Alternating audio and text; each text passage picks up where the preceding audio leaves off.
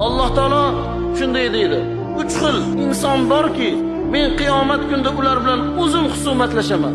Buni yaxshilab yodlab olaylik. Qalbimizga olaylik va bunga xushyor bo'lib yuraylik. Birinchisi, Alloh taoloning nomini qo'yib aqtiladi, shu ishni qilmayman deydi. Lekin yana o'sha ishini davom ettiradi. Ikkinchisi, ozod kishini pul qilib sotib yuborib, pulini yegan kishi. Bu odam bilan ham Alloh taolo men o'zim husumatlashaman deydi. Va uchinchisi, xizmatchini yollab, mardikor olib, usta ishlatib, uy qurdirib, ishi bitgandan keyin uni ishini to'liq endi qabul qilib, lekin uni haqqini bermayotgan kishilar bilan qiyomatda husumatlashaman. Bu boblar juda ko'p bo'ladi.